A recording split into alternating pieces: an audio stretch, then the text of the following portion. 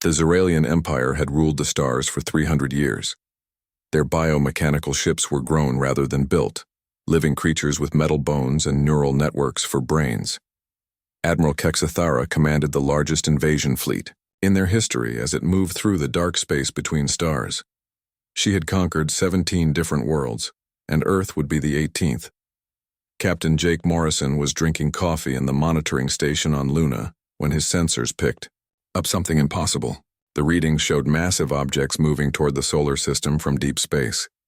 Each ship was the size of a small moon, and there were thousands of them. Jake dropped his coffee cup and reached for the emergency communication button. Lieutenant, Amy Carter ran the first analysis of the incoming fleet, while Jake sent out the alert. Her computers worked frantically to count the alien vessels and measure their capabilities. The numbers made her feel sick. Over 3,000 capital ships, each one bristling with weapons that could destroy entire cities. The largest military force humanity had ever detected was heading straight for Earth. The emergency alarm echoed through Luna Base as military personnel rushed to their stations. Amy pulled up the tactical display and watched the alien fleet move with perfect coordination.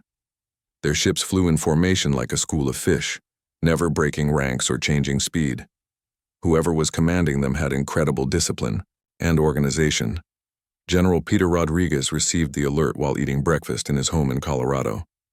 Within minutes, he was on a secure video call with military leaders from around the world. The faces on his screen showed the same expression of shock and fear that he felt. Nobody had expected this to happen so soon, despite all their preparations. Colonel, Lisa Barnes presented the initial threat assessment to the Emergency Council.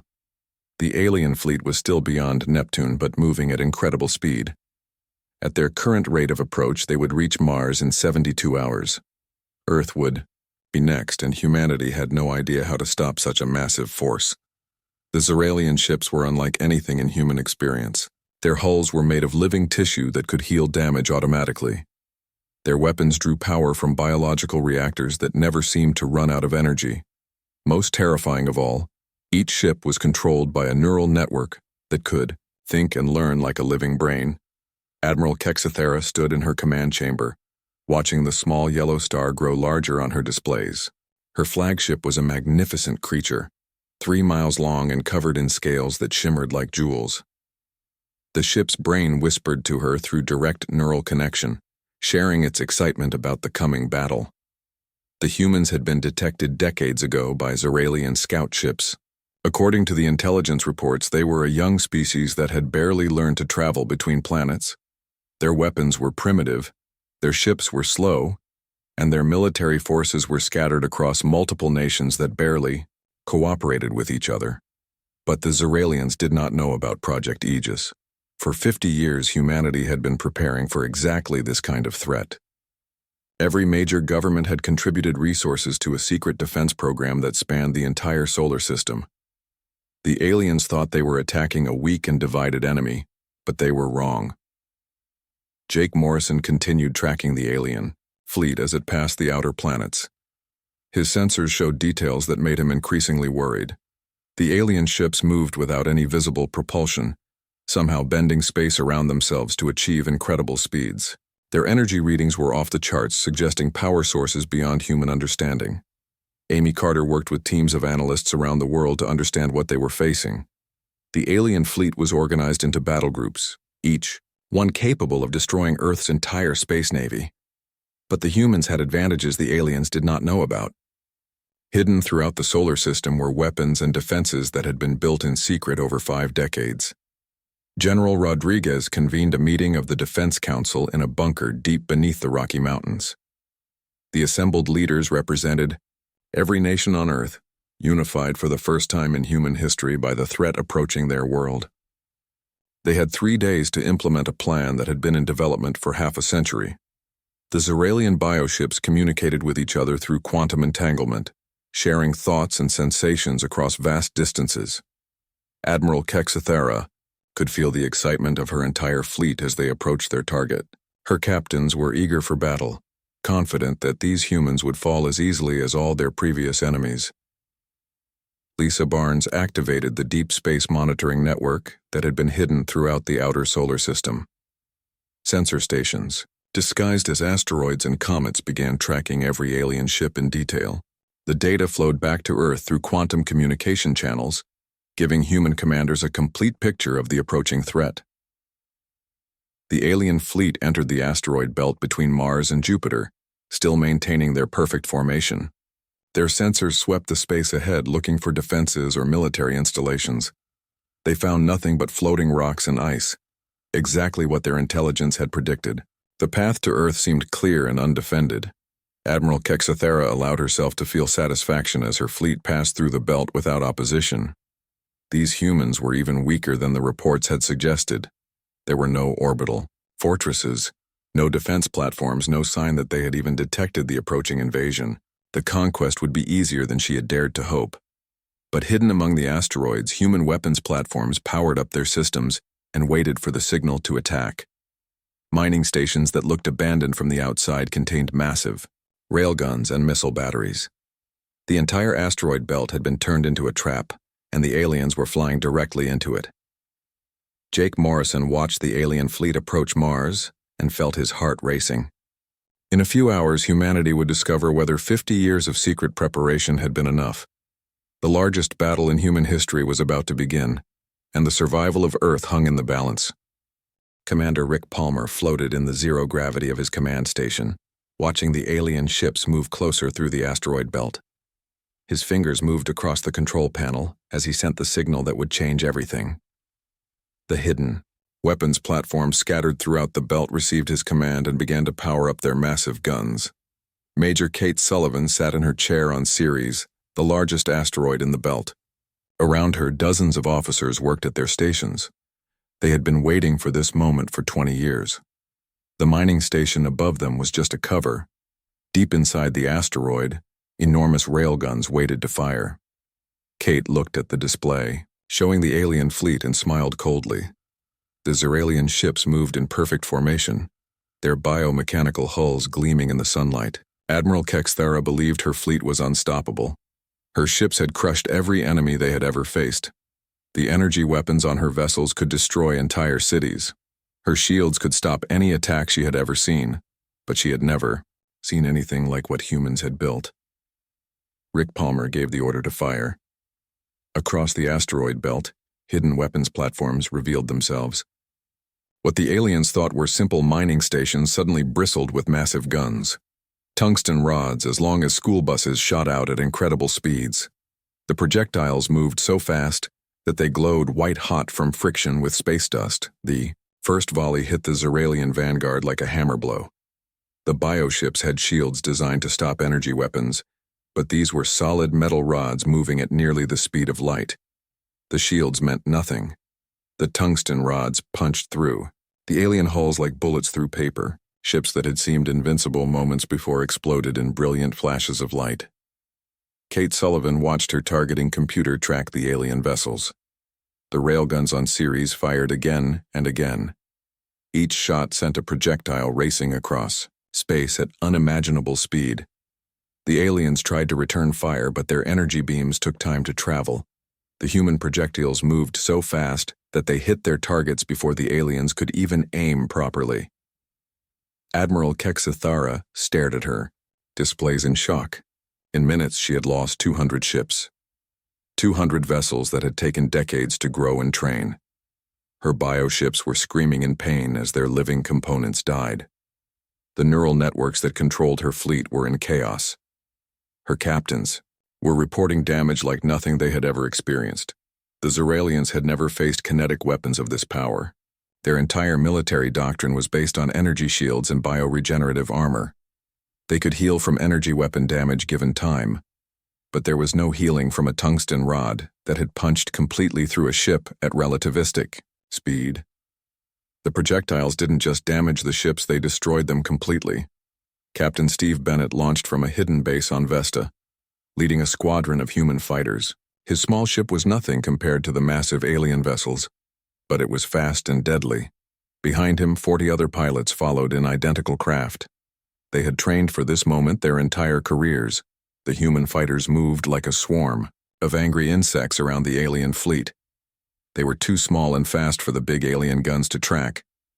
Steve led his squadron in coordinated attacks, hitting the damaged alien ships where they were weakest. His plasma cannons tore into exposed sections of biohull while his wingmen covered his approach.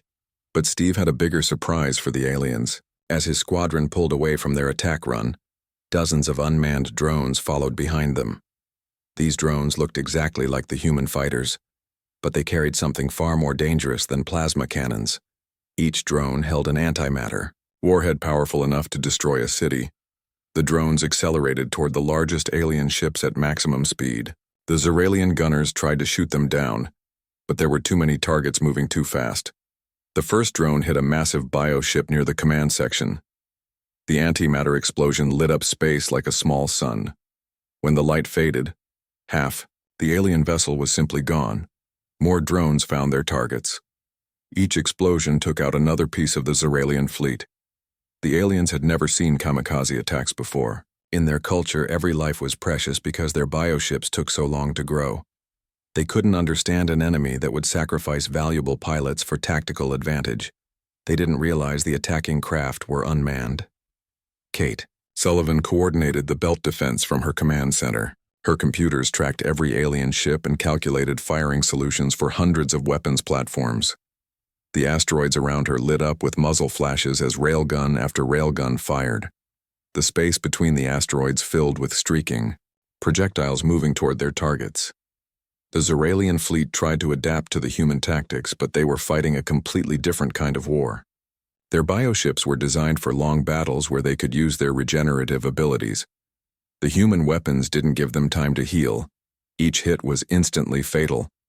Rick Palmer watched the tactical display update as more alien ships died. The Zeralians were trying to retreat, but the human weapons platforms had them surrounded. Every time an alien ship tried to change course, it ran into another field of fire. The belt had become a killing ground. Admiral Kexathara realized her fleet was trapped. The humans had turned the entire asteroid belt into a weapon. Every rock could hide a gun platform. Every mining station could be a fortress. Her bioships were dying faster than she could count. In less than an hour, she had lost over 800 vessels. The surviving Zeralian ships pushed through the belt, leaving their dead behind. They had learned that humans were far more dangerous than they had believed. But the worst was yet to come. Ahead of them lay Mars, and the humans had been preparing that planet for 20 years. What waited there would make the asteroid belt seem like a gentle warning. The surviving Zeralian ships limped toward Mars, their biohulls scarred and bleeding from the asteroid belt massacre. Admiral Kexathara had lost nearly half her fleet to the humans' surprise attack. Her remaining vessels moved in tight formation, their shields at maximum power. She stared at the red planet ahead and wondered what other surprises the humans had prepared. Dr. Helen Parker stood in the deep command center, buried 5 miles beneath the Martian surface. Around her, hundreds of technicians worked at glowing control panels. The chamber hummed with power from the massive fusion reactors that had been built into the planet's core 20 years ago. Helen had overseen every aspect of the Mars Defense Initiative, turning the entire world into humanity's greatest weapon. Colonel Danny White waited at his post in the surface command bunker. Through the reinforced windows, Mars looked exactly like it always had. A barren red desert under a thin atmosphere. But Danny knew the truth. The rocks and dust were just camouflage. Beneath the surface lay weapon systems that could destroy entire fleets. His finger hovered over the activation switch, waiting for the aliens to come within range. The Zeralian fleet approached Mars cautiously. Their sensors swept the planet looking for threats, but they found nothing unusual. The world appeared dead and lifeless, just as their intelligence reports had indicated. Admiral Kexathara allowed herself to hope that the asteroid belt had been humanity's only major defense. Perhaps the real battle would be at Earth, where she could use her remaining ships more effectively. Lieutenant Sarah Blake sat connected to the planetary defense grid through a neural interface cable plugged into the base of her skull.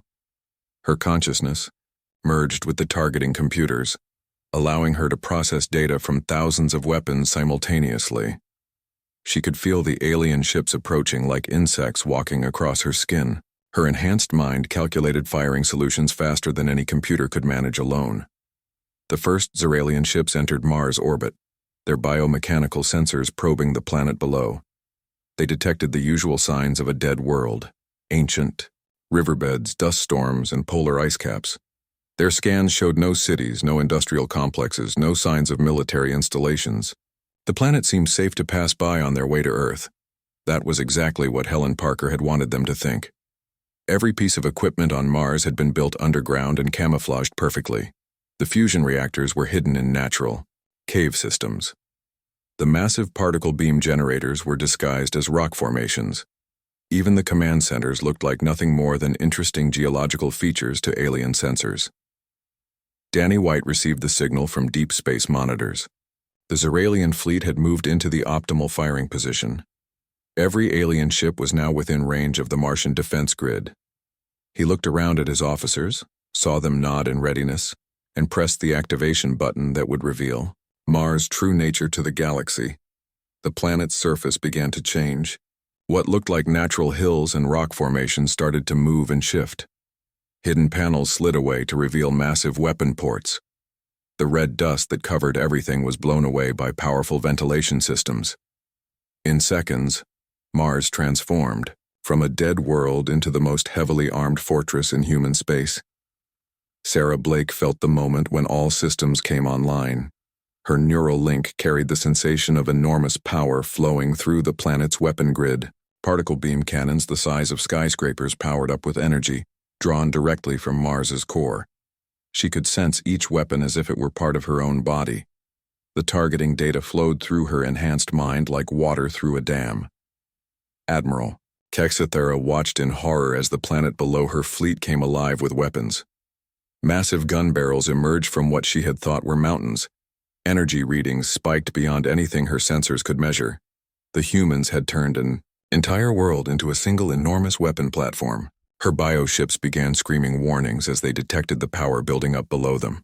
The first volley from Mars lit up space like a new sun being born. Particle beams thick as city blocks reached out from the planet's surface and touched the alien fleet. The concentrated energy was beyond anything the Zeralians had ever encountered. Ships that had survived the asteroid belt attack simply vanished in flashes of superheated plasma. Danny White watched his tactical display as target after target disappeared. The surface batteries fired in perfect coordination, each shot timed to hit when the alien shields were weakest. The weapons drew power from fusion reactors deep in the planet's core, giving them nearly unlimited energy to work with. Every shot was a killing blow. The Zeralian bioships tried to return fire, but their energy weapons were like flashlights against a forest fire. The planetary shields absorbed their attacks effortlessly. Helen Parker had designed the defense grid to handle the firepower of 10,000 alien vessels. The surviving Zeralian fleet was less than half that number and already badly damaged. Sarah Blake's consciousness flowed through the weapon grid like electricity through copper wire. She could target every alien ship simultaneously, tracking their movements and predicting their actions. Her neural interface allowed her to fire the planetary weapons with precision no normal human could achieve. Each shot was perfectly aimed to hit critical systems and destroy the target completely. Admiral Kexithera tried to pull her fleet back from the planet, but the humans had prepared for that too. The orbital space around Mars was filled with automated defense platforms that had been disguised as space debris. As her ships tried to retreat, these hidden weapons opened fire from all directions. Her fleet was trapped in a killing zone with no way out. The battle around Mars lasted only 30 minutes. When it was over, the space around the red planet was filled with debris from destroyed alien vessels. Of the 1,500 ships that had approached Mars, fewer than 200 survived. Those that remained were badly damaged and barely able to maintain life support. Helen Parker stood in her command center and watched the tactical display clear of enemy contacts. The Mars Defense Initiative had worked perfectly. An entire alien invasion fleet had been reduced to scattered survivors in less than an hour. But she knew this was not the end. The remaining Zeralian ships were still dangerous, and they would be even more desperate now. The Red Planet had revealed its secret to the galaxy. Mars was not just a world. It was humanity's ultimate defensive weapon.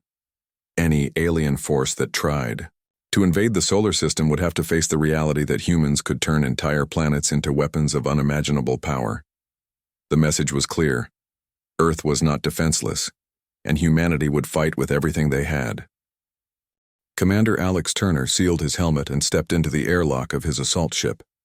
Behind him, 20 elite soldiers checked their weapons one final time. They were about to board a damaged Zeralian vessel that had been drifting near Mars after the planetary bombardment. The bioship was still alive but badly hurt, its neural systems flickering between consciousness and death. The airlock opened to reveal the cold vacuum of space. Alex stepped out without hesitation, his cybernetic enhancements allowing him to survive in the harsh environment. His artificial lungs processed the trace gases around the alien ship, while his enhanced skin regulated temperature automatically. The other soldiers followed, their own modifications protecting them from the deadly conditions. Professor Diana Ross watched the boarding operation from Earth's command center. She had helped design the human enhancement program that made soldiers like Alex possible. Around her, military leaders from every major nation observed the live feed. They were about to see just how far humanity had progressed in merging biology with technology. The Zeralian ship's hull was like living tissue, warm to the touch and covered in what looked like scales. Alex placed his hand against the surface and felt his cybernetic implants connect with the alien biotechnology. His enhanced nervous system began translating the ship's biological signals into data he could understand. Within minutes, he had learned to communicate with the dying vessel. Admiral Kexithera huddled in her command chamber aboard her flagship, watching reports from the boarding action. Her remaining captains were terrified by what they were seeing. The human soldiers moved through vacuum like it was air. They interfaced directly with Zeralian technology without any external equipment. This was impossible according to everything. The Zeralians knew about biology. Alex's team moved through the alien ship's corridors with perfect coordination. Their shared neural network allowed them to communicate without speaking, sharing tactical information instantly. When they encountered surviving Zeralians, the aliens surrendered immediately. They had never seen beings that could adapt so quickly to their environment and technology.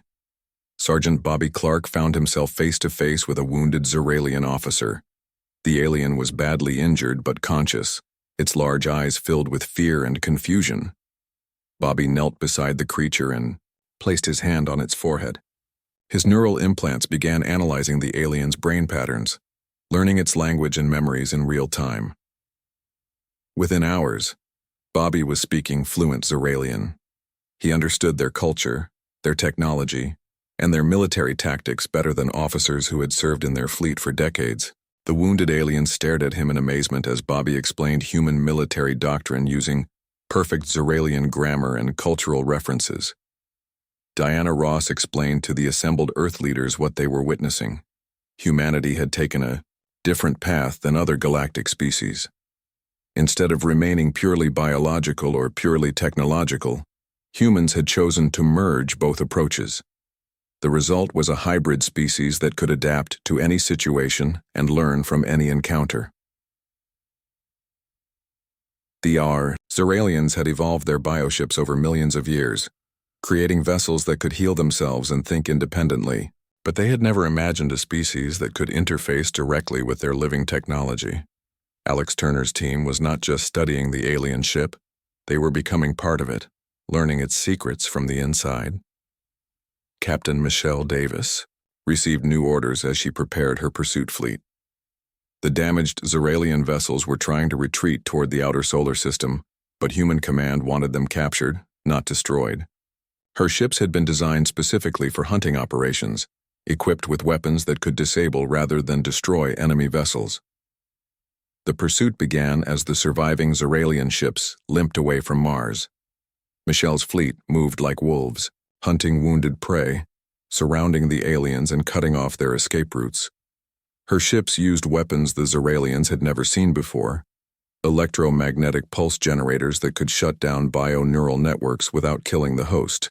Organisms. Bobby Clark continued his interrogation of the captured Zeralian officer. Through their neural link, he experienced the aliens' memories directly. He saw the Zeralian Empire's expansion across 17 star systems, their previous victories over less advanced species, and their absolute confidence that no one could stand against them. But he also sensed something else in the aliens' mind, growing fear and respect for humanity. The Zeralians were beginning to understand that they had encountered something completely unexpected. Humans were not just another primitive species to be conquered. They were something new in the galaxy, a fusion of biology and technology that created capabilities no one had imagined possible. Alex Turner's team finished their analysis of the alien vessel and prepared to return to their ship. They had learned everything the bioship could teach them about Zeralian technology, military tactics, and cultural weaknesses. More importantly, they had demonstrated humanity's ability to adapt and learn from any enemy they encountered. Admiral Kexthera watched her tactical display as more of her ships fell to the human pursuit fleet. The electromagnetic weapons disabled her vessels without destroying them, leaving them helpless but alive. She realized that the humans were not just defeating her fleet, they were capturing it for study. Every ship they took would teach them more about Zeralian capabilities. Diana Ross reviewed the data from the boarding operation with growing excitement. The neural interface technology had worked better than anyone had hoped. Human soldiers could now learn alien languages and technologies within hours of first contact. This capability would be invaluable for future encounters with other galactic species. The pursuit fleet continued to hunt down the remaining Zeralian vessels throughout the outer solar system. Michelle Davis coordinated the operation with cold efficiency, using her ship's superior speed and maneuverability to outflank the retreating aliens. One by one, the surviving bioships were disabled and captured. Bobby Clark's interrogation revealed the location of the Zeralian homeworlds and their military installations throughout their empire. The alien officer had shared everything he knew, overwhelmed by the human's ability to understand and communicate with his species. The information would be crucial for humanity's next phase of operations. As the last Zeralian ship was captured near Jupiter, it became clear that the invasion had been a complete disaster for the alien empire. They had sent their largest fleet to conquer what they thought was a primitive world, only to lose everything to an enemy they had completely misunderstood. Humanity had not just defeated them, humanity had absorbed their knowledge and made it their own. General Patricia Lee stood on the bridge of the EDS Retribution, watching the final phase of humanity's victory unfold. Her flagship was unlike any vessel that had existed when the battle began. The ship had been built during the fight itself, incorporating technology learned from captured Zeralian vessels. Human manufacturing capabilities had proven far more flexible than the aliens had ever imagined possible. The space between Mars and Jupiter had become a graveyard of alien dreams. Floating debris from thousands of Zeralian ships created a glittering field of wreckage that stretched across millions of miles. But the battle was not over yet. A small group of the most powerful alien vessels had formed a desperate last stand around Admiral Kexthera's flagship. Commander Tony Garcia led the final assault wave from his newly constructed interceptor. His ship looked nothing like the fighters that had engaged the aliens at the beginning of the battle. Human engineers had studied every piece of Zeralian technology they could find and built something entirely new. The result was a vessel that combined the best of both species' innovations. Tony's squadron moved through space like a school of predatory fish. Their ships could communicate faster than light using quantum entanglement technology reverse-engineered from Zeralian bioneural networks. Each pilot knew instantly what the others were thinking and planning. The coordination was perfect, almost telepathic in its precision. Admiral Kexthera watched the approaching human ships with a mixture of terror and awe. These vessels moved in ways that defied her understanding of physics. They seemed to predict her fleet's actions before her own captains had decided what to do. The humans had not just stolen Zeralian technology, they had improved it beyond recognition. The final battle began with a display of firepower that lit up the dark space between planets. Kexthera's remaining bioships unleashed everything they had, their energy weapons creating a wall of destructive force that should have vaporized any approaching enemy. But the human ships flowed through the barrage like water through a net. their shields adapting to each type of attack in real time. Patricia Lee coordinated the assault from her command center, her consciousness linked to every human vessel in the fleet. She could feel her ships moving through space as if they were extensions of her own body. The neural integration technology allowed her to command hundreds of vessels with the precision of a single fighter pilot. Tony Garcia's squadron reached the alien flagship first. His ships danced around the massive bio-vessel, their weapons targeting specific systems with surgical precision. They were not trying to destroy the ship quickly. They were dissecting it piece by piece, learning from every component they disabled. Captain Nathan Ford led the boarding party that would capture Admiral Kexthera herself. His assault ship attached to the alien flagship's hull like a parasite, cutting through the biomechanical armor with tools that had not existed a day earlier. Human technology was advancing so rapidly that new weapons were being invented during active combat operations. Nathan's team moved through the alien ship's corridors with the confidence of predators hunting wounded prey. Their cybernetic enhancements allowed them to interface with the ship's neural networks, turning the vessel's own systems against its crew. Doors opened at their approach, while life support systems shut down behind them, herding the alien crew toward the command center. Admiral Kexthera stood in her command chamber surrounded by her most loyal officers. They had fought beside her for decades, conquering star systems and building an empire that spanned dozens of worlds.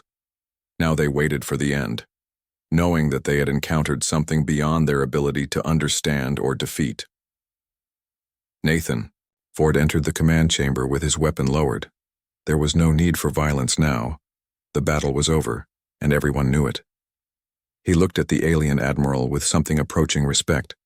She had fought well with the tools she had, but those tools had proven inadequate against humanity's adaptive capabilities. Dr. Margaret White analyzed the battle data from her laboratory on Luna. The numbers told an incredible story of technological advancement compressed into less than 24 hours. Humanity had begun the fight with weapons and ships designed decades earlier. They were ending it with technology that surpassed anything the Xeralians had developed over millions of years of evolution. The interrogation of captured Xeralian officers revealed the true scope of their empire: 17 star systems, hundreds of worlds, trillions of beings living under alien rule. The Xeralian military doctrine was based on overwhelming force applied against technologically inferior opponents. They had never developed tactics for fighting an enemy that could learn and adapt faster than they could react. Patricia Lee received reports from across the solar system as the last pockets of alien resistance were eliminated. Human forces had not lost a single major vessel during the entire engagement. The advanced warning systems, adaptive shields, and rapidly evolving weapons had created a combat advantage that the Xeralians simply could not overcome. Tony Garcia's final report confirmed what everyone already knew. The Xeralian invasion fleet had been completely destroyed. Of the 3,000 ships that had entered the solar system with such confidence, none remained operational. The survivors were in human custody, their vessels being studied and reverse-engineered by teams of scientists and engineers. Admiral Kexthera sat in her detention cell aboard a human vessel, staring at walls that seemed to pulse with alien technology. The humans had built their prison ships using Xeralian biotechnology, but improved and modified beyond recognition. Even in captivity, she was witnessing the incredible speed of human innovation. The news of humanity's victory spread across human space through quantum communication networks that had been upgraded during the battle itself. Every human colony, every research station, every military outpost learned that Earth had not just survived the alien invasion, it had completely destroyed it while revealing capabilities that shocked even humanity's own leaders. Margaret White's final analysis painted a picture that would reshape galactic politics forever. Humanity had demonstrated the ability to absorb and improve upon any technology they encountered. They could manufacture new weapons and ships during active combat. Most importantly, they could adapt their tactics and capabilities faster than any enemy could respond. As cleanup operations began throughout the solar system, human engineers were already designing the next generation of starships. These vessels would carry humanity's message to the stars, that Earth was not a target for conquest, but a source of consequences for those who threatened it. The Zeralian Empire would eventually discover what had happened to their invasion fleet. But by then, human ships would already be approaching their border systems carrying representatives who wanted to discuss the future of galactic civilization. The message would be simple. Earth remembered every threat, and Earth had the power to respond to those threats across any distance. The age of humanity hiding in their home system was over. The galaxy was about to discover what happened when a species combined unlimited creativity with the technology of their enemies.